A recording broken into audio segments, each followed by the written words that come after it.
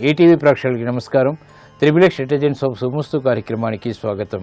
ఈనాడు శుభమస్తు కార్యక్రమంలోని గ్రహఫల మంచంలో గ్రహాల యొక్క స్థితిగతులు, వాటి యొక్క శుభాశుభ ఫలితాల గురించి పరిశీలిద్దాం. అలాగే ఈరోజు 12 రాశుల వారికి ఏ సంఖ్యలు కలిసి వస్తాయి, రంగుల యొక్క ప్రాధాన్యత, ఏ దేవతల్ని పూజించాలి, ఎటువంటి దేవతాస్తుతులు పఠించాలి, ముఖ్యంగా ఈరోజు 12 రాశుల వారు చేపట్టవలసినటువంటి కార్యక్రమాలు ఏమిటో కూడా పరిశీలిద్దాం. ఈరోజు శనివారం, మరి శని యొక్క పరిపాలన పూర్తిగా ఉంటుంది.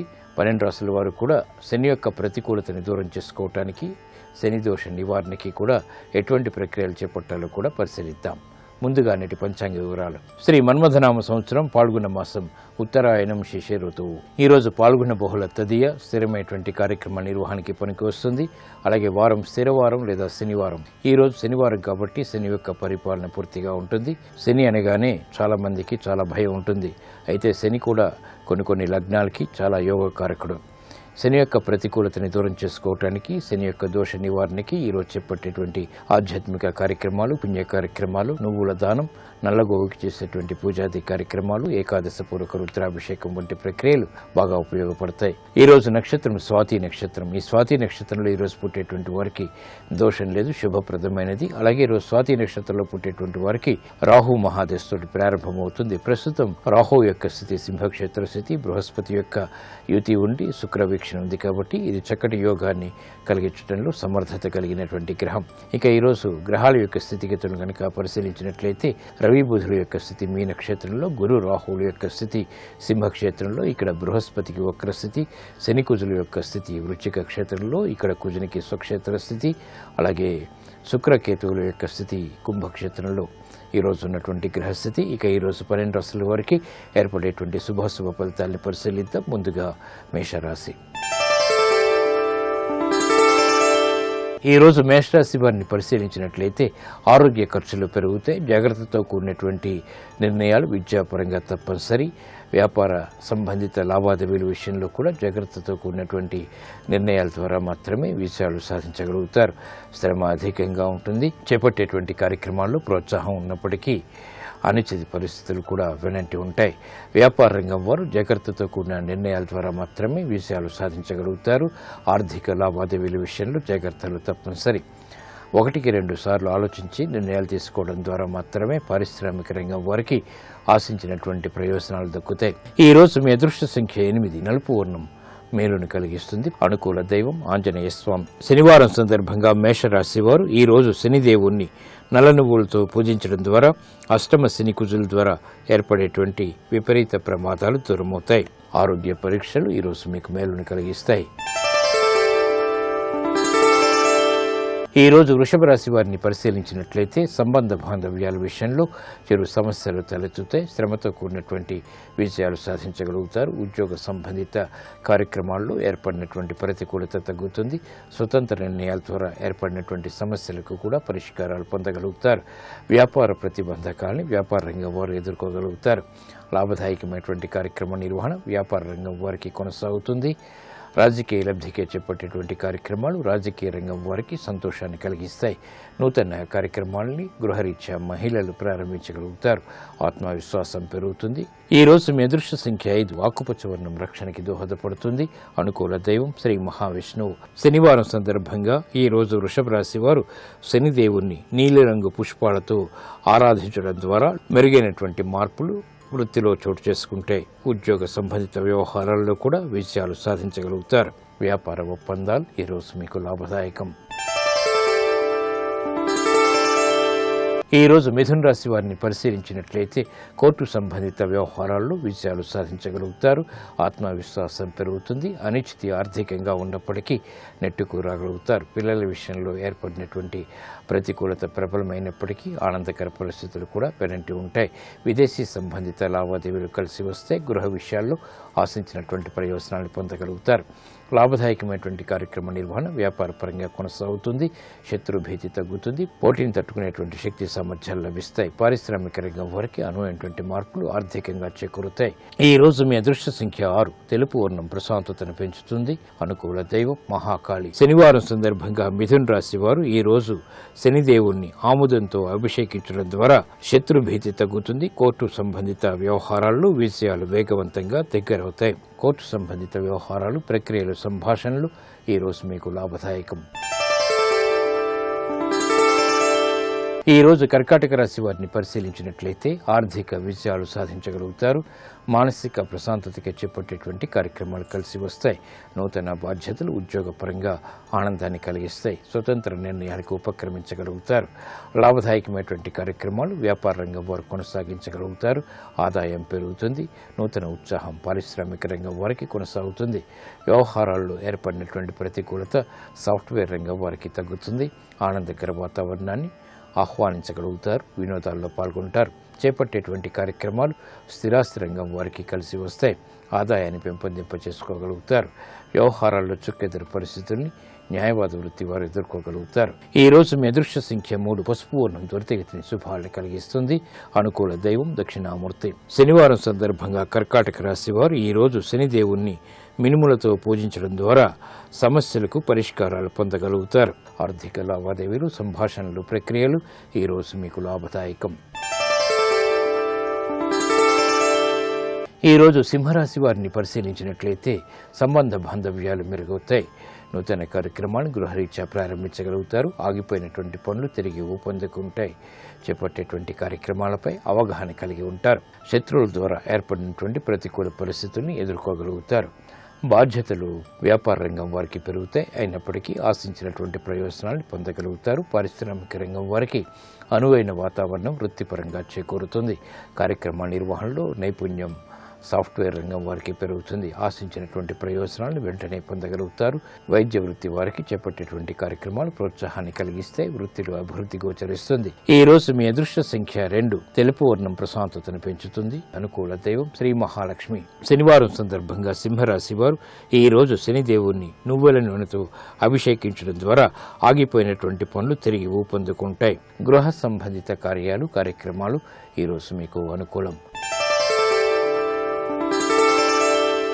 ఈ రోజు కన్యారాశి వారిని పరిశీలించినట్లయితే మానసిక ధైర్యం కలిగి ఉంటారు. చేపట్టేటువంటి కార్యక్రమాలపై పట్టు బిగించగలుగుతారు. అధికారంతో కూడినటువంటి కార్యక్రమ నిర్వహణ తద్వారా ఆనందకర వాతావరణాన్ని పెంపొందింప చేసుకోగలుగుతారు. శుభవార్తలు వింటారు. ఉద్యోగస్తులకి శుభ ప్రయత్నాలు కలిసి వస్తాయి. ప్రతిభతో కూడినటువంటి కార్యక్రమ నిర్వహణ తద్వారా విజయాలు చేతికి అందుతాయి. విద్యార్థులు శోభతో రాణించగలుగుతారు. ఆర్థిక విజయాలు వ్యాపార రంగం వారికి కొనసాగుతాయి. పారిశ్రామిక రంగం వారికి ప్రోత్సాహం పెరుగుతుంది. అనుకూల పరిస్థితులు వైద్య వృత్తి వారికి రాణిస్తాయి. చేపట్టేటువంటి కార్యక్రమాలపై మహిళలు పట్టు బిగించగలుగుతారు. స్వతంత్ర నిర్ణయాలు తద్వారా విజయాలు చేతికందుతాయి. ఈ రోజు మీ అదృష్ట సంఖ్య 8. నీలపు వర్ణం మేలుని కలిగిస్తుంది. ప్రతికూల పరిస్థితిని దూరం చేస్తుంది. అనుకూల దైవం శ్రీ వెంకటేశ్వర స్వామి. శనివారం సందర్భంగా కన్యారాశి వారు ఈ రోజు శనిదేవుణ్ణి నల్ల వస్త్రంతో అలంకరించడం ద్వారా మానసిక ధైర్యం పెరుగుతుంది. సాహస నిర్ణయాల ద్వారా విజయాలు దగ్గరవుతాయి. సాహస నిర్ణయాలు ఈరోజు మీకు లాభదాయకం. ఈరోజు తులారాశి వారిని పరిశీలించినట్లయితే అలంకరణకి ప్రాధాన్యతనిస్తారు. చేపట్టేటువంటి కార్యక్రమాలపై అవగాహన కలిగి ఉంటారు. సంభాషణల విషయంలో జాగ్రత్తలు వహించాలి. ఆర్థిక వ్యవహారాల్లో వ్యయం పెరుగుతుంది. ఆదాయాన్ని పెంపొందింప చేసుకోలేకపోతారు. కుటుంబ వ్యవహారాల్లో సఖ్యత కలిగి ఉంటారు. చేపట్టేటువంటి కార్యక్రమాలు వ్యాపార రంగం వారికి అనుకూలతని పెంచుతాయి. సంబంధ బాంధవ్యాల విషయంలో మాత్రం జాగ్రత్తలు వహించాలి. పారిశ్రామిక రంగం వారికి సాహస నిర్ణయాలు పనికిరావు. అభివృద్ధితో కూడినటువంటి కార్యక్రమాన్ని క్రమక్రమంగా పెంపొందింప చేసుకోగలుగుతారు. గృహిణులు ఆనందకర వాతావరణాన్ని గృహంలో పొందగలుగుతారు. చేపట్టేటువంటి కార్యక్రమాలు విద్యార్థులకి ప్రోత్సాహాన్ని కలిగిస్తాయి. ఈ రోజు మీ అదృష్ట సంఖ్య 5. ఆకుపచ్చ వర్ణం రక్షణకి దోహదపడుతుంది. అనుకూల దైవం లక్ష్మీ నరసింహస్వామి. శనివారం సందర్భంగా ఈ రోజు తులారాశి వారు శనిదేవుణ్ణి జిల్లేడు పువ్వులతో పూజించడం ద్వారా ఏలినాటి శని ద్వారా ఏర్పడేటువంటి ప్రతికూలత తగ్గుతుంది. విదేశీ సంబంధిత లావాదేవీలు, సంభాషణలు, ప్రక్రియలు ఈరోజు మీకు లాభదాయకం. ఈ రోజు వృశ్చిక రాశి వారిని పరిశీలించినట్లయితే వాహన సౌఖ్యం కొనసాగుతుంది. మాతృ సంబంధిత వ్యవహారాల్లో విజయాలు సాధించగలుగుతారు. నూతన ప్రక్రియలు వ్యాపార పరంగా పనికి వస్తాయి. ఉద్యోగ సంబంధిత కార్యక్రమాల్లో బాధ్యతల్ని సక్రమంగా నిర్వహించగలుగుతారు. శ్రమ అధికమవుతుంది. చేపట్టేటువంటి కార్యక్రమాలు ఉద్యోగస్తులకి ప్రోత్సాహాన్ని పెంచుతాయి. అయినప్పటికీ శ్రమను కూడా ఎదుర్కోవాల్సినటువంటి సంఘటనలు తారసపడతాయి.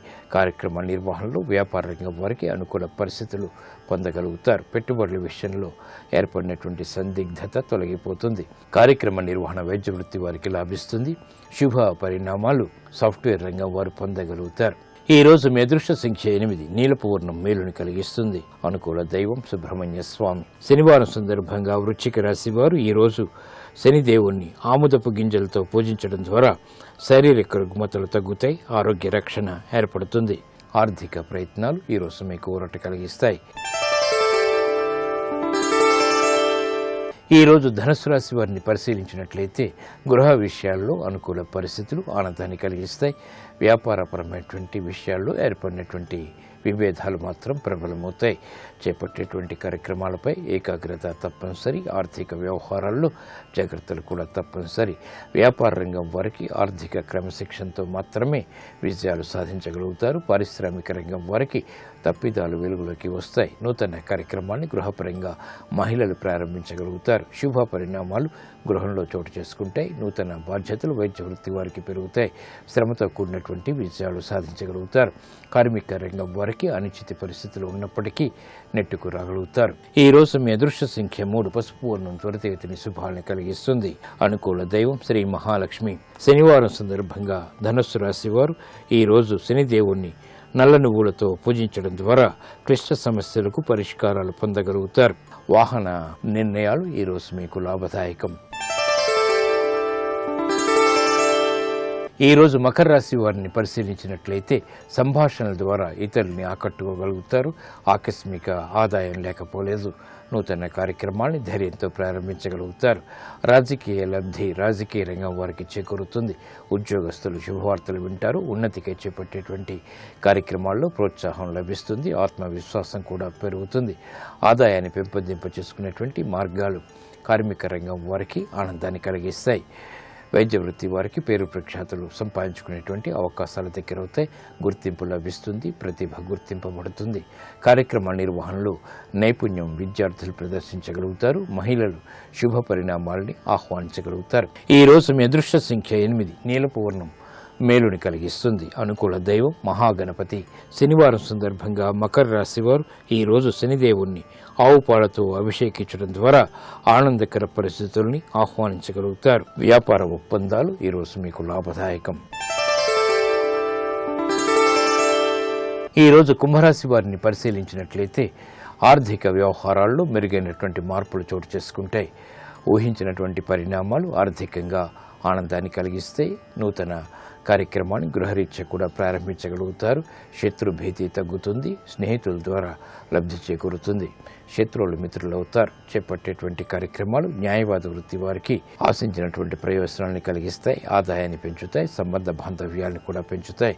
వ్యాపార రంగం వారికి అనువైనటువంటి కార్యక్రమాలని పెంపొందింప చేసుకునేటువంటి అవకాశాలు దగ్గరవుతాయి. ఆర్థిక పుష్టికి చేపట్టేటువంటి కార్యక్రమాలు వ్యాపార రంగం వారికి కలిసి వస్తాయి. నూతన బాధ్యతలు సినీ రంగం వారికి పెరుగుతాయి. ఈ రోజు మీ అదృష్ట సంఖ్య 8. నలుపు వర్ణం ప్రశాంతతను పెంచుతుంది. అనుకూల దైవం ఆంజనేయ స్వామి. శనివారం సందర్భంగా కుంభరాశి వారు ఈ రోజు శనిదేవుణ్ణి నీల వస్త్రంతో అలంకరించడం ద్వారా ఆకస్మిక ప్రతికూల విస్మయాలు దూరమవుతాయి. ఉద్యోగ ప్రయత్నాలు ఈ రోజు మీకు లాభదాయకం. ఈ రోజు మీనరాశి వారిని పరిశీలించినట్లయితే సౌమ్యంతో కూడినటువంటి కార్యక్రమాలు తద్వారా విజయాలు పొందగలుగుతారు. చేపట్టేటువంటి కార్యక్రమాల్లో ప్రోత్సాహం లభిస్తుంది. కోర్టు సంబంధిత వ్యవహారాల్లో జాగ్రత్తలు పాటించాలి. నూతన కార్యక్రమాలు వృత్తిపరంగా చేపట్టగలుగుతారు. ఆర్థిక వ్యవహారాలు వ్యాపార రంగం వారికి కలిసి వస్తాయి. నూతన కార్యక్రమాలను విద్యార్థులు ప్రారంభించగలుగుతారు. విదేశీ విద్యకే చేపట్టేటువంటి కార్యక్రమాల్లో ప్రోత్సాహం లభిస్తుంది. అసహన పరిస్థితులు వైద్య వృత్తి వారికి తగ్గుతాయి. చేపట్టేటువంటి కార్యక్రమాలపై కార్మిక రంగం వారు పట్టు బిగించగలుగుతారు. నూతన వ్యవహారాలు సినీ రంగం వారికి ప్రోత్సాహాన్ని కలిగిస్తాయి. ఈ రోజు మీ అదృష్ట సంఖ్య 2. తెలుపు వర్ణం ప్రశాంతతను పెంచుతుంది. అనుకూల దైవం శ్రీ మహావిష్ణువు. శనివారం సందర్భంగా మీనరాశి వారు ఈ రోజు శనిదేవుణ్ణి నల్ల నువ్వులతో పూజించడం ద్వారా ఆర్థిక వ్యవహారాల్లో విజయాలు వేగవంతంగా పొందగలుగుతారు. విదేశీ లావాదేవీలు సంభాషణలు ప్రక్రియలు ఈ రోజు మీకు లాభదాయకం.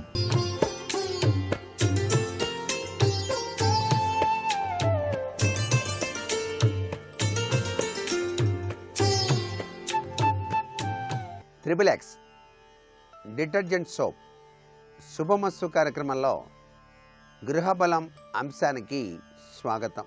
ఒక గృహం సౌందర్యవంతంగా వైభవపేతంగా ఆకారాన్ని కలిగి సమస్త సంపదలతోనూ విరాజిల్లుతూ ఉన్నది అంటే గ్రహచార రీత్యా ఆ ఇంటికి ఇంటి యజమాని యొక్క తత్వరీత్యా శుక్రగ్రహంతో ప్రభావం ఎక్కువగా ఉన్నది అని చెప్పేసి భావన చేయాలి. గ్రహాల యొక్క ప్రభావం వాస్తుశాస్త్రంలో చాలా చక్కగా పనిచేస్తుంది.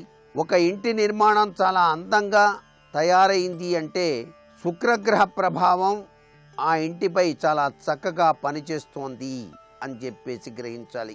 బ్రహ్మాండంలో శుక్రగ్రహం అనేటువంటిది అన్నిటికన్నా కూడాను ప్రకాశవంతమైనటువంటి గ్రహంగా చెప్తాం. భూమిపై ఉన్నటువంటి అత్యంత అద్భుతవంతమైనటువంటి కళాఖండాల నిర్మాణంలో ఆ గ్రహానికి సంబంధం ఉన్నది. సహజంగా శుక్రగ్రహం దక్షిణ పూర్వం అంటే ఆగ్నేయ కోణం నుంచి చూడబడుతుంది. భవనంలో ఉండేటువంటి ఆగ్నేయ కోణం వాస్తు ప్రకారం శుభ్రంగా ఉండటం వల్ల భవనంలో ఉండేటువంటి వారికి శుక్రగ్రహం వల్ల లభించే సుఖ సంతోషాలు ప్రాప్తమవుతాయి అని చెప్పేసి శాస్త్రం. ముఖ్యమైనది ఆగ్నేయంలో వంటగది అండి. ఆ వంటగది ఉండటం, వంటగది అంగారకుని యొక్క అధీనంలో ఉండటం, ఆగ్నేయ కోణంలో సరైనటువంటి ప్రదేశంలో వంటగది గనక నిర్మించబడితే కుజ శుక్ర యోగం వల్ల భవ్యత్వం లభిస్తుంది. అందుచేతనే ఇంటిలోని వంటగదిని చూసి అద్భుతవంతమైనటువంటి ప్రభావమే వచ్చి తీరుతుంది ఈ గృహానికి అని చెప్పేసి చాలామంది చెబుతూ ఉంటారు. భవనంలోని ఆంతరిక అలంకరణ అంటే ఇంటీరియల్ డెకరేషన్స్ అంటారు. ఈ ఇంటీరియల్ డెకరేషన్ కూడాను కృత్రిమమైనటువంటి వస్తువుల అలంకరణ దీనికి తగిన విధంగానే ఉండి తీరుతుంది. ఈ జాతకుడు శుక్రగ్రహ ప్రభావ జనితుడైనప్పుడు అటువంటి అద్భుతవంతమైనటువంటి గృహం లభ్యపడి తీరుతుంది సుమా అని చెప్పేసి శాస్త్రం. అందుకే వాస్తు శాస్త్రంలో శుక్రగ్రహానికి ఎక్కువ విలువిస్తారు. ఈ యొక్క భవంతిలో నివసించేటువంటి యజమానికి కుటుంబ సభ్యుల సహకారం కూడా చాలా చక్కగా లభ్యపడుతుంది. ఆనంద నిలయంగా ఆ గృహం విరాజిల్లుతుంది. ఆ ఇంటి యజమానికి అనిపిస్తుంది తప్పనిసరిగా నాకు ఇంటి చుట్టూతా గార్డెన్ ఉండాలి, లేకపోతే ఇంటి పై భాగానైనా సరే ఆ రూఫ్ గార్డెన్ అయినా సరే వేసుకోవాలి, ఇల్లు చిన్నదైనా సరే పైన చక్కగా రూఫ్ గార్డెన్ వేసుకొని నేను చాలా చక్కగా ఆహ్లాదంగా మనవళ్లతో మనవరాళ్లతో ఆడుకోవాలి అనేటువంటి భావన పరంపర వచ్చి తీరుతుంది. అది ఆ ఇంటి యజమాని యొక్క శుక్రగ్రహ ప్రభావతత్వం. ఇక్కడ జ్యోతిష్యానికి ఈ యొక్క ఇంటి యజమాని శుక్రగ్రహానికి అవినాభావ సంబంధం ఉన్నది కాబట్టే అలాంటి ఆలోచన పరంపరలు వచ్చి తీరుతాయి. వాటిని ఆచరణలో పెట్టి తీరుతాడు. చాలా చక్కటి భవంతి కట్టారండి, చాలా అద్భుతంగా ఉంది అని చెప్పేసి అనిపించుకుంటాడు. ఇది పరమేశ్వరుని యొక్క లీలా వినోద తత్వంగా మనం భావించాలి. ఏదైనా ఈశ్వరాజ్ఞ లేనిదే ఏదీ జరగదు కదా. గ్రహ నక్షత్ర మాలికాధరుడు యొక్క ప్రభావం ఆ స్వామి యొక్క లీలా వినోదం.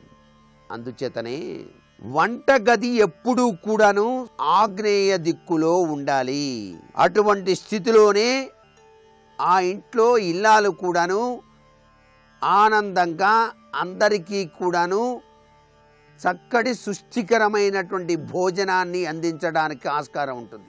శుక్రగ్రహానికి సంబంధించినటువంటి భాగాలన్నీ అవేమిటి?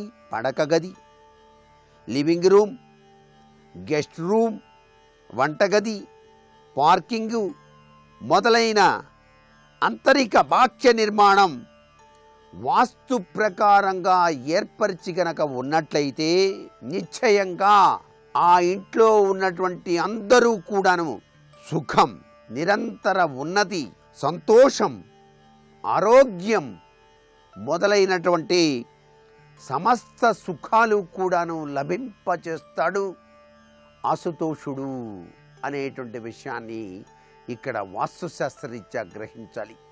అందుకే ఓ ఇంటి నిర్మాణం చేసేటప్పుడండి ఆ వ్యక్తి యొక్క జాతకంలో ఏ గ్రహం నడుస్తుంది అని చెప్పేసి అంచనా వేసే ఆ సిద్ధాంతులు చక్కటి గృహం వచ్చి తీరుతుంది మీకు అని చెప్తారు.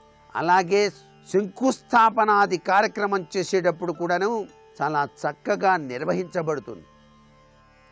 చక్కటి ఇంటి ప్లాన్ కూడా లభ్యపడుతుంది. వాస్తుశాస్త్రానికి అనుగుణంగా ఆ గృహ నిర్మాణం ఆ బజారుకే వన్నె తెస్తుంది.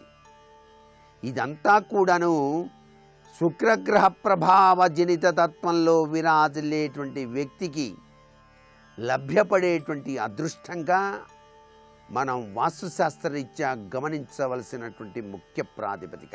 గోమాత సేవ నిత్యం కనుక చేసినటువంటి వ్యక్తికి చక్కటి గృహయోగం సిద్ధిస్తుందని శాస్త్రం చెబుతోంది.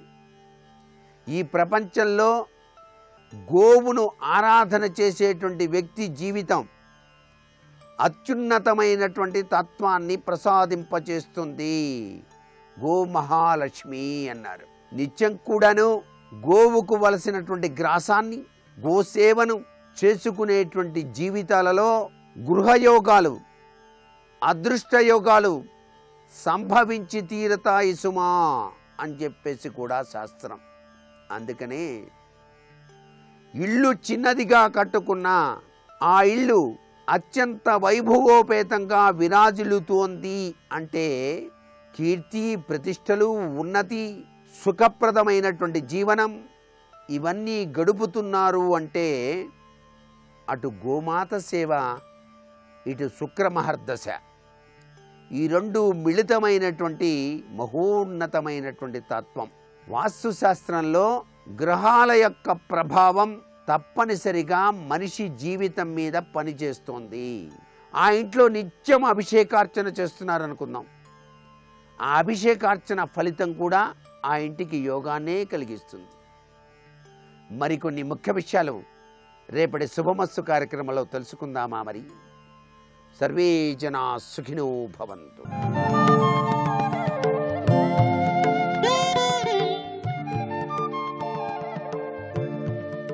బ్రహ్మానంద ఓంకార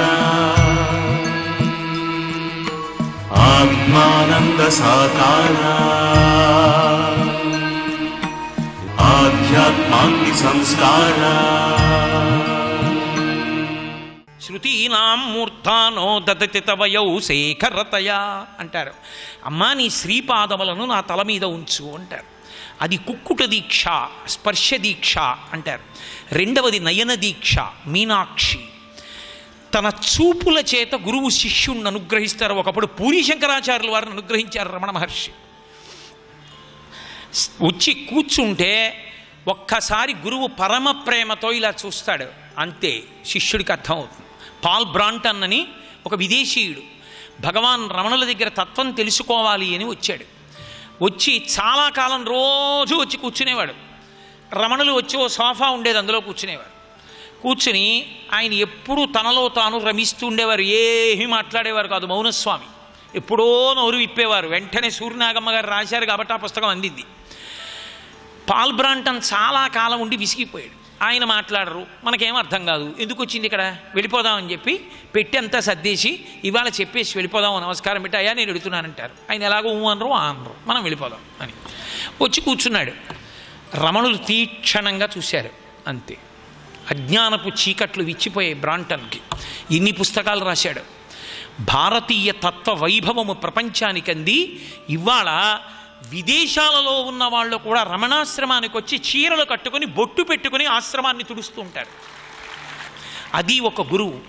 ఆయన తన కంటి చూపుతో పాల్ బ్రాంటన్ అనుగ్రహించారు ఒకప్పుడు. ఎందరో మహాత్ములు కేవలము తమ దృష్టి చేత అనుగ్రహిస్తారు. నాకు జీవశాస్త్రంలో ఏముందో నాకు తెలియదు, కానీ వేదాంత శాస్త్రంలో చెప్పేది ఏమిటి అంటే, ఒక నదిలో చేప గుడ్లు పెట్టినప్పుడు అవి ముందు తేలుతూ వెళ్ళిపోతుంటాయి.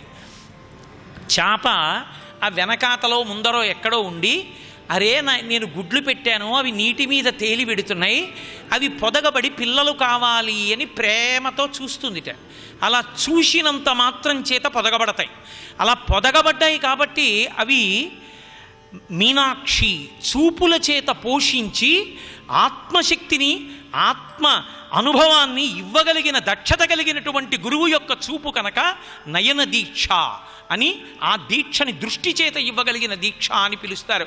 దానికి గురు మండల రూపిణిగా, చిదేక రసరూపిణిగా నా తల్లి మీనాక్షి పరదేవతా సంకేతం. అలాగే వేరొకటి ఉంటుంది, దాన్ని కమట దీక్ష, దానికి స్మరణ దీక్ష అంటారు. ఎక్కడో ఉంటాడు గురువు, ఉండి పరమ ప్రేమతో శిష్యుణ్ణి స్మరిస్తాడు. నా శిష్యుడు వృద్ధిలోకి రావాలి, నా శిష్యుడు అనుగ్రహింపబడాలి అని ఒక్కసారి అనుకుంటాడు. శిష్యుడి గురించి ఒక్కసారి స్మరించినంత మాత్రం చేత శిష్యుడికి అందవలసినటువంటి వైభవం అంతా అందిపోతుంది. అలా తన స్మరణ చేత శిష్యుణ్ణి కాపాడగలడు, శిష్యుణ్ణి ఉద్ధరించగలడు, చూపులతో ఉద్ధరించగలడు. నయన దీక్ష, స్మరణ దీక్ష. తాబేలు గుడ్లు తీసుకొచ్చి ఒడ్డున ఇసుకలో పెట్టేస్తుంది, ఇసుక కప్పేసి వెళ్ళిపోతుంది నీళ్లలోకి. వెళ్ళిపోయి అక్కడి నుంచి ఒక్కసారి స్మరిస్తుంది, అయ్యయ్యో ఒడ్డున గుడ్లు పెట్టానే, ఆ ఒడ్డున పెట్టినటువంటి గుడ్లు ఏమయ్యాయో అవి పిల్లలు అవ్వాలి అనుకుంటుందిట. తాబేటి స్మరణల బలం చేత ఆ గుడ్లు పొదగబడి పిల్లలవుతాయి. అందుచేత స్మరణ దీక్ష. గురువుగారు కేవలం ఒకసారి స్మరిస్తారు, స్మరించినంత మాత్రం చేత శిష్యుణ్ణి అనుగ్రహిస్తారు. శివాజీ మహారాజుకి అహంకారం వచ్చింది అని తెలుసుకున్నాడు మహానుభావుడు సమర్థరామదాస్ గారు. ఒక్కసారి స్మరించాడు శిష్యుణ్ణి, శివాజీకి నన్ను చూడాలని కోరిక పుట్టాలి అని. అంతే, శివాజీకి గురువుగారిని చూడాలనిపించింది. గబగబా వెళ్ళాడు. శివాజీ రాగానే ఏమీ మాట్లాడలేదు.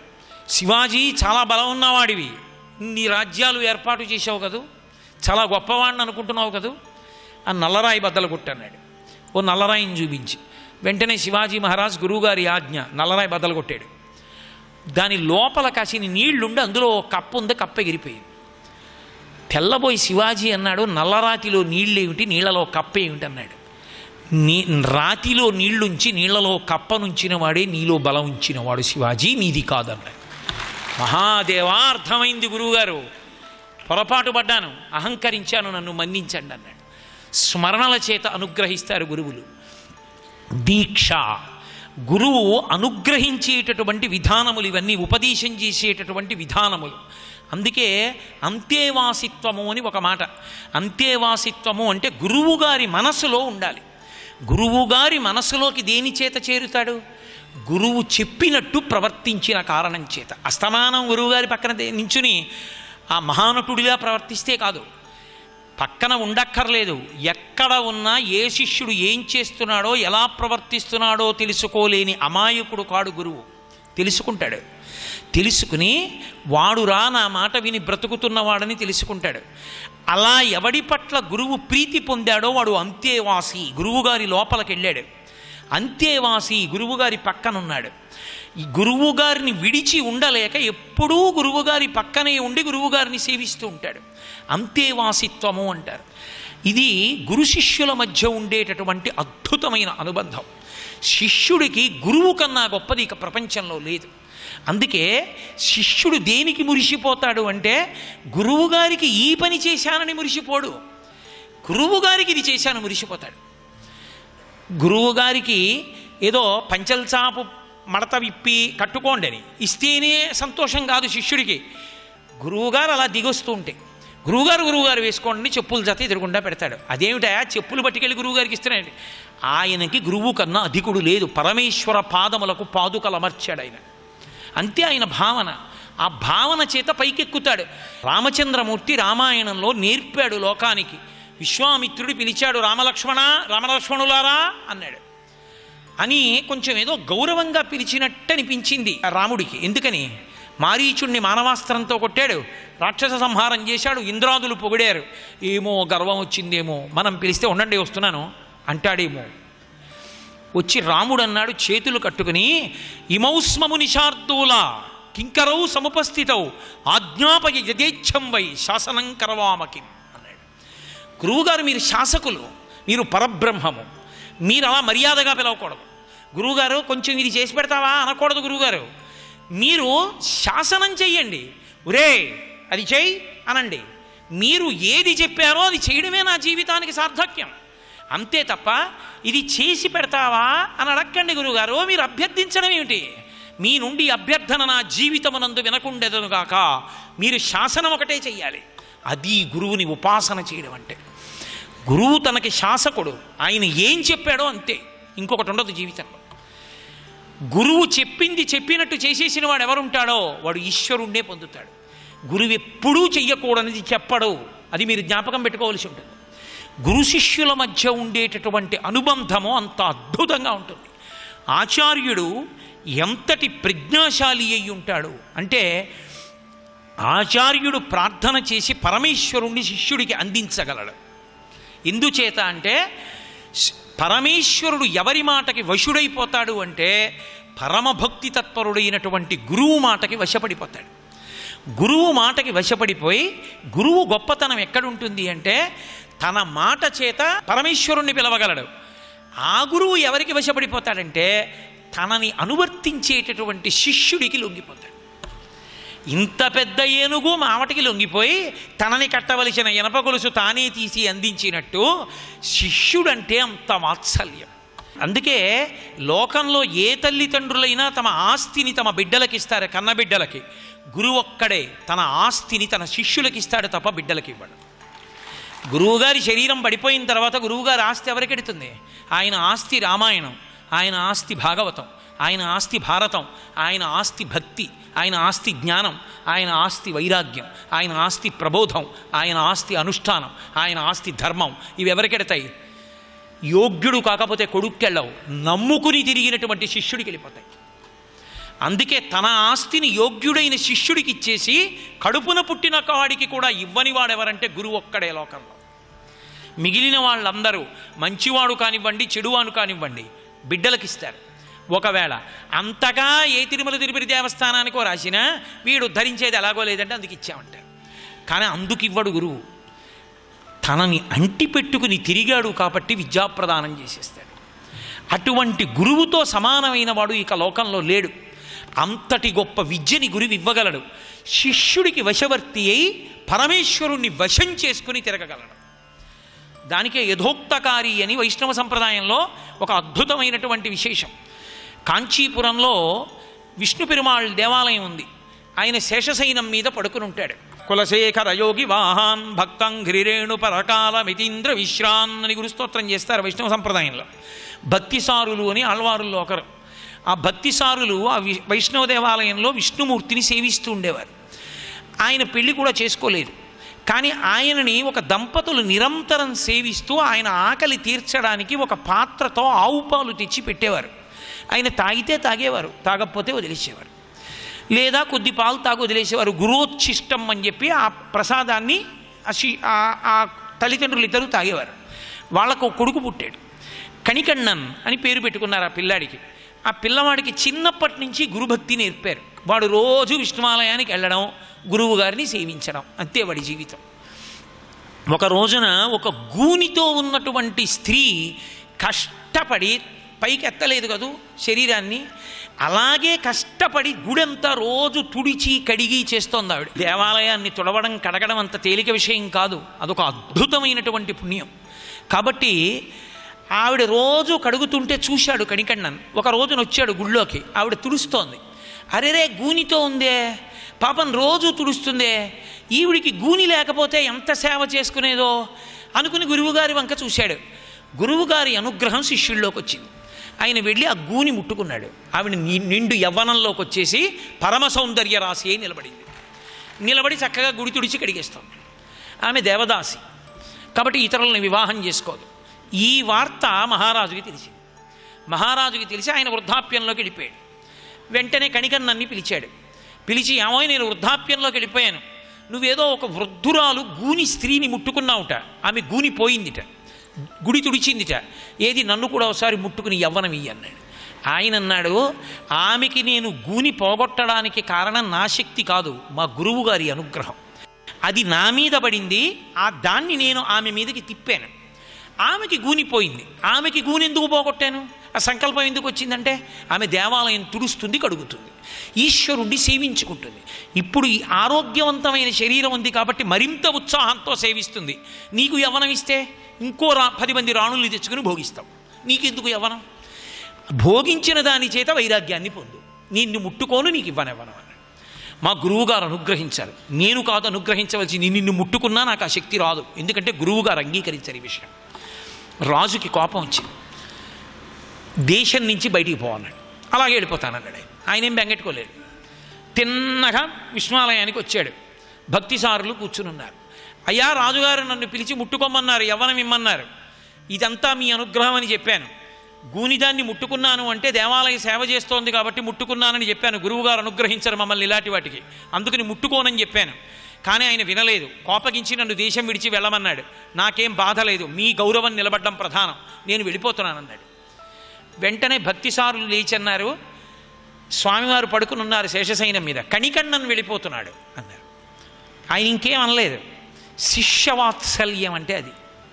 కణికణ్ణన్ వెళ్ళిపోతున్నాడు అంటే కణికణ్ణన్ వెళ్ళిపోయాక నేను ఉండను, నేను వెళ్ళిపోతాను. నేను వెళ్ళిపోయినా నువ్వు అలాగే పడుకుంటావా? అది దాని అంతరార్థం. నువ్వు లే అనలేదు, కణికణ్ణన్ వెళ్ళిపోతున్నాడు అదొక్కటే అన్నారు. వెంటనే ఆయన లేచి నిలబడ్డాడు. విష్ణువు లేచి నిలబడితే ఆయన అన్నారు, నిలబడతావే, వెళ్ళాలి, నీ పెట్టి సర్దుకో అన్నారు. మాకంటే ఏమున్నాయి, నీకు శేషశయనం ఒకటి ఉంది కదా, పరుపు బెడ్డింగ్ కట్టు. ఆయన గబగబా చుట్టేసుకున్నాడు. చుట్టేసుకుని చంకలో పెట్టుకున్నాడు. పద, కణికణ్ణన్ ఎక్కడికెడితే అక్కడికి ఎడదాం మనం. కణికణ్ణన్ ముందు ఎడుతున్నాడు, వెనక గురువు ఎడుతున్నాడు, వెనక ఈశ్వరుడు వెళ్ళిపోతున్నాడు. ముగ్గురు పాలార్ అని ఇప్పటికీ ఉంది క్షేత్రం. పాలార్ నది ఒడ్డుకి వెళ్ళారు. చీకటి పడింది. శ్రీ మహావిష్ణువు మహానుభావుడు, ఆయన భక్తుల వైభవాన్ని ప్రకటించద్దు. ఆయన అన్నాడు, చీకటి పడిపోయింది కదా భక్తిసారా, ఇప్పుడు ఎక్కడికి వెళ్తాం, ఇవాళ రాత్రి ఇక్కడ ఉందాం అన్నాడు. అని నించున్నాడు. పడుకో, వేసుకో శేషశయనం. ఆయన వెంటనే దాన్ని ఇప్పుకుని వేసుకుని పడుకున్నాడు. వీళ్ళిద్దరూ కూడా పడుకున్నారు. తెల్లవారింది. విష్ణువు వెళ్ళిపోతే లక్ష్మి ఎందుకు ఉంటుంది? లక్ష్మీ పూజలు చేస్తే ఐశ్వర్యం రాదు, లక్ష్మీనారాయణార్చన చేస్తే ఐశ్వర్యం వస్తుంది. ఎందుకంటే ఆవిడ ఆయన వక్షస్థలంలో ఉంటుంది. ఆయనకి పూజ లేని చోట ఆవిడ ఒక్కదాన్ని పూజ చేసేస్తే వచ్చేయడానికి ఆవిడ ముందే రావణాసుడితో తెలుసుకుందని. ఆవిడ ఒక్కరిని పిలిస్తే ఆవిడ రాదు, భర్తతో కలిపి పిలిస్తే వస్తుంది. నిత్యానపాయని. లక్ష్మీ పూజలు చేస్తే ఐశ్వర్యం రాదు, లక్ష్మీనారాయణార్చన చేస్తే ఐశ్వర్యం వస్తుంది. ఎందుకంటే ఆవిడ ఆయన వక్షస్థలంలో ఉంటుంది. ఆయనకి పూజ లేని చోట ఆవిడ ఒక్కదాన్ని పూజ చేసేస్తే వచ్చేయడానికి ఆవిడ ముందే రావణాసుడితో తెలుసుకుందని. ఆవిడ ఒక్కరిని పిలిస్తే ఆవిడ రాదు, భర్తతో కలిపి పిలిస్తే వస్తుంది. నిత్యానపాయని. అందుకని తెల్లవారేటప్పటికీ విష్ణువుతో పాటు లక్ష్మి వెళ్ళిపోయింది. నగరేషు కాంచి, అంత కాంతితో ఉండవలసిన కాంచీపురంలో దీపాలు లేవు. అందరిలో నిస్సత్తు వచ్చేసింది, ఐశ్వర్యం పోయింది, మధ్యపతనం అయిపోయింది. అందరూ రాజు దగ్గరికి పరిగెత్తారయ్యా. రాత్రికి రాత్రి కాంచీపురం అంతా చీకట్లో కమ్మింది, ఎక్కడ దీపాలు వెలగట్ల. ఏమిరా అన్నాడు. నువ్వు కణికణ్ణన్ని వెళ్ళిపోమన్నావుట ఊరి నుంచి. కణికణ్ణన్ వెళ్ళిపోయాడు. అయితే ఏమైంది? భక్తిసారుల వారు విష్ణువుకి చెప్పారు, కణికణ్ణన్ వెళ్ళిపోతున్నాడు అన్నారు. ఆయన లేచి నించున్నాడు. నించుంటామేం, సర్దుకో నీ పడక అన్నారు. సర్దుకుని ఆయన వెళ్ళిపోయాడు. ఎక్కడున్నారన్నారు? పాలార్ నది ఒడ్డున పడుకున్నారు. ముగ్గురు లేచి వెళ్ళిపోతారు. ఇప్పుడు నది దాటి పరిగెత్తుకుంటూ వచ్చాడు రాజు. స్వామివారి పాదాల మీద పడ్డాడు. విష్ణువు పాదాల మీద పడి, మహానుభావ పొరపాటైపోయింది, వెనక్కి వచ్చేసేయండి ఊళ్ళోకి, నాది తప్పు, క్షమించండి, లక్ష్మి మీ వెంట వచ్చేసింది, కాంచీపురం అంతా వెలవెలపోతోంది, వెనక్కి రండి. ఆయన అన్నాడు, నేనా వచ్చింది? ఆయన అడుగు. ఆయన రమ్మంటే ఆయన వెంట వచ్చేసాను. భక్తిసారుల్ని చూపించాడు. భక్తిసారుల దగ్గరికి వెళ్ళి కాళ్ళు పట్టుకుని ప్రార్థన చేశాడయా వచ్చేయండి అని. నేనా వచ్చింది? కణికణ్ణన్ వస్తే వచ్చాను, కణికణ్ణన్ అడుగు అన్నాడు. కణికణ్ణన్ దగ్గరికి వెళ్ళి ఆయన పాదాలు పట్టుకుని అడిగాడు. కాబట్టి ఆయన వెంటనే అన్నాడు, తప్పు ఒప్పుకున్నావుగా, చాలే పద అని గబగబా కణికణ్ణన్ వెళ్ళిపోతున్నాడు. భక్తిసారులు విష్ణువు వంక చూసి, కణికణ్ణన్ ఊళ్ళోకి వెళ్తున్నాడు అన్నారు. ఓ, ఆయన కూడా అయితే పదండి నించున్నాడు. చూస్తామే, పట్టుకో, మళ్ళీ చుట్టేసి చంకలో పెట్టుకుని వెళ్ళాడు. వెళ్ళిపోయింది. ముందు కణికణ్ణన్ వెళ్ళిపోయాడు, వెనకాతల భక్తిసారులు వెళ్ళారు, వెనక శ్రీ మహావిష్ణువు వెళ్ళిపోయారు. వెళ్ళిపోయి పట్టుకుని నించున్నారు. నిలబడిపోయిన మూర్తి వంక చూసి, ఇంకెందుకు, కణికణ్ణన్ వచ్చేసాడుగా, వేసేసుకోండి అన్నారు. మళ్ళీ శేషతల్పం వేసుకుని పడుకున్నారు. యథా ఉక్తకారి, ఎలా గురువుగారు చెప్పారో అలా చేసిన ఈశ్వరుడు, యథోక్తకారి దేవాలయం. ఇప్పుడు ఈ గురువుగారు ఏం చేశారు? ఇటు శిష్యుడికి లొంగిపోయారు. లొంగిపోవడం అంటే శిష్య వాత్సల్యం, శిష్యుడంటే అంత ప్రేమ. అటు పరమేశ్వరుణ్ణి శాసించగలడు, శాసించి తన వెంట తేగలడు. అందుకే శిష్యుడి కోసం ఈశ్వరుణ్ణి తన వెంట పట్టుకొచ్చేసాడు. పట్టుకొచ్చేసాడు కాబట్టి యథోక్తకారి, నేను శిష్యవాత్సల్యం ఉన్న గురువుకింత వశవర్తిని అని చెప్పడానికి ఇప్పటికీ కాంచీపురంలో యథోక్తకారి దేవాలయం, పాలార్ నది ఒడ్డునున్న క్షేత్రం పరమ ప్రమాణములుగా నిలబడున్నాయి. శైవ సాంప్రదాయంలో 63 మంది నాయనార్లలో ఒక నాయనార్ మహానుభావుణ్ణి సోమాసిమార నాయనార్ అని పిలుస్తారు. ఆయనకు ఓ కోరిక, నేను యజ్ఞం చేస్తున్నప్పుడు మహేశ్వరాయ స్వాహ అని పిలిస్తే పరమశివుడు వచ్చి చేయి పట్టి హవిస్సు పుచ్చుకోవాలని. ఎలా పరమశివుడు ఎందుకు వస్తాడు? బాగా ఆలోచించి పరమశివుణ్ణి తేగలిగినటువంటి పరమభక్తుడు సుందరమూర్తి నాయనారి ఇంటికి వెళ్ళాడు. ఆయన ఎప్పుడు శివదర్బార్, శివభక్తులందరినీ కూర్చోబెట్టుకుని మాట్లాడుతూ ఉంటాడు. ఆయన యొక్క సమయం దొరకడం అంత తేలిక కాదు. ఆయన ఎవరితో మాట్లాడు, ఎప్పుడు శివభక్తులతో మాట్లాడుతుంటాడు. ఎలా? అందుకని నది ఒడ్డున పెరిగేటటువంటి ఒక రకమైనటువంటి తోటకూర లాంటి ఆకుకూర ఒకటి జ్ఞానం కోసం తింటారు, కామప్రచోదనం లేకుండా ఉండడానికి. ఆ ఆకుకూర రోజు నది ఒడ్డు నుంచి తీసుకెళ్ళి వంటవాడికి ఇచ్చి సుందరమూర్తి నాయనారికి పెట్టమనేవాడు. వంటవాడు వండి పెట్టేవాడు, సుందరమూర్తి నాయనారు తింటుండేవాడు. నెలలు గడిచిపోయాయి. ఆయన ఎవరు తెచ్చారని అడగలేదు, వంటవాడు చెప్పలేదు, ఈయన తెస్తూనే ఉన్నాడు, ఆయన తింటూనే ఉన్నాడు. చాలా కాలం అయిపోయాక నదికి వరదలు వచ్చాయి. పరమశివుడు అనుగ్రహం అలా ఉంటుంది. వరదలు వస్తే ఆయన తేలేకపోయాడు పాపం నది దాటి. ఏదో వారం రోజులు అయిపోయిన తర్వాత నదికి వరదలు తగ్గాయి. మళ్ళీ ఆ ఆకుకూర పట్టుకొచ్చి వంటవాడికి ఇచ్చాడు. కొన్ని నెలల నుంచి ఆ కూర తినడం అలవాటైన సుందరమూర్తి ఆ కూర లేదే అని అడిగాడు వంటవాడిని. ఏమో ఎవరో బ్రాహ్మణుడు పట్టుకొచ్చి ఇస్తున్నాడు, 4 రోజుల నుంచి తేవట్లేదన్నాడు. కొన్ని నెలల నుంచి తెచ్చాడా? నేను తిన్నానా? నా సప్తధాతువులలో అది చేరిందా? ఎందుకు తెచ్చాడో వస్తే నా దగ్గరికి పంపన్నాడు. ఇప్పుడు మళ్ళీ ఆకుకూర పట్టుకొచ్చాడు. ఆయన పంపించాడు సోమాసిమార నాయనార్ని. లోపలికి వెళ్ళాడు నాయనారు. ఏం కావాలన్నాడు. ఎవరూ చుట్టూ లేకపోతే చెప్తానన్నాడు. మళ్ళీ ఇదో నియమమాన అందరినీ పంపించాడు. ఏం కావాలన్నాడు. నేను యజ్ఞం చేస్తున్నాను, శివుడు నువ్వు పిలిస్తే వస్తాడు, పిలిచి తీసుకురా. నేను స్వాహ అని పిలిచినప్పుడు ఆయన చేయి పట్టాలి, అగ్నిముఖంగా ఇవ్వను, ఆయన చేతిలో పెడతా, తినాలి, ఇది నా కోరిక, నువ్వు తేగలవు శివుణ్ణి అన్నాడు. ఆకుకూర తిన్నందుకు సుందరమూర్తి నాయనారు అన్నారు, అడుగుతా శివుణ్ణి, ఏమంటాడో చెప్తా, ఒకవేళ ఆయన రానంటే నా మీద కోప్పడకన్నాడు. మీరు అడిగితే రానండు, అడుగు అన్నాడు. తిరువారూరు క్షేత్రంలో జరిగింది ఇది. వెళ్ళి అడిగాడు త్యాగరాజస్వామిని. త్యాగరాజస్వామి అంటే వాగ్గేయకారులని కాదు, అక్కడ ఉన్న శివుడికి త్యాగరాజస్వామిని పేరు. అడిగాడు.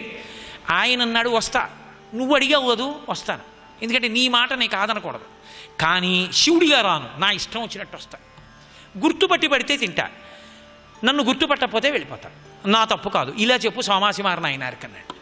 అలాగే చెప్తాను, నా పూచి అయిపోయిందిగా, వస్తాన్నావుగా, నా మాట నిలబెట్టావుగా, వెళ్ళి చెప్పాడు. అలాగే జాగ్రత్తగా ఉంటానన్నాడు సోమాసిమార నాయనారు. యజ్ఞం చేస్తున్నాడు. ఏదో 10 రోజులు అయిపోయింది. 11వ రోజు యజ్ఞం జరుగుతోంది. వేద పండితులందరూ వేదం చదువుతున్నారు. చదువుతుంటే పరమశివుడు చండాల రూపంలో కుక్కలు పట్టుకుని లోపలికి వచ్చాడు. కళ్ళుకుండ పట్టుకుని పక్కన పార్వతీదేవి వచ్చి చీచీ చీచీ చీచీ అని బ్రాహ్మణులు అందరూ లేచి పారిపోయారు. పరమశివుడు వచ్చాడు రా, పరమశివుడు వచ్చాడు రా, రండిరా రండిరా అని బ్రాహ్మణులు అందరినీ పిలిచాడు సోమాసిమార నాయనారు. వాళ్ళు అనుమానంగా వచ్చారు. హవిస్సు చేతిలో పెట్టాడు పరమశివుడికి. వృషభవాహనారూఢుడై ప్రత్యక్షమై తనలో ఐక్యం చేసుకుంటూ, నా రూపాన్ని నమ్మక ప్రవర్తించిన వాళ్ళు కాబట్టి వీరికి ఇక వేదము చదివే అధికారము లేకుండుగాక, ఈ ఊళ్ళో బ్రాహ్మణులకని శాపం ఇచ్చాడు. వాళ్ళు ఏడిచారు పాదాల మీద పడి. యజ్ఞం చేసినప్పుడు మంత్రం జరిపేటప్పుడు మాత్రం మీకు అధికారం ఇస్తున్నాను హవిస్సు ఇవ్వడానికి, అప్పుడే బ్రాహ్మణ్యం ఉంటుందన్నాడు. సుందరమూర్తి నాయనార్ మాటకి సోమాసిమార నాయనార్ దగ్గర పుచ్చుకోవాల హవిస్సు. అది ఆచార్య వైభవం అంటే. అటువంటి ఆచార్యుడు శిష్యుడి కొరకు ఏమైనా చెయ్యగలడు. ఇక్కడతో అయిపోయింది అనుకుంటున్నారా? మహాసముద్రం ఆచార్య వైభవం అంటే. కాబట్టి ఆచార్యుడే. అసలు ఈ దేశ వైభవం అంతా ఆచార్య వైభవమే. ఈ దేశానికి ఇంత గొప్పతనం ఎందుకు వచ్చింది అంటే ఆచార్యుల వలన వచ్చింది. పోప్ జాన్ పాల్ II విదేశాల నుంచి వచ్చి భారతదేశానికి వచ్చినప్పుడు విమానంలోంచి చివరి మెట్టు మీదకి వచ్చి కాలు పెట్టకుండా విమానంలోంచి దిగిన నిచ్చెన యొక్క ఇనప కమ్మీలు పట్టుకుని వంగి భూమిని ముద్దు పెట్టుకుని కాలు పెట్టాడు. ఎందుకు ముద్దు పెట్టుకున్నారని అడిగారు. భగవద్గీత పుట్టిన భూమి, గంగ ప్రవహించిన భూమి, మహాపురుషులు పుట్టిన భూమి, దీని మీద కాలు ఎందుకు పెడతానో ముద్దు పెట్టుకు కాలు పెట్టాను. సర్వం శ్రీ ఉమామహేశ్వర పరబ్రహ్మార్పణమస్తు.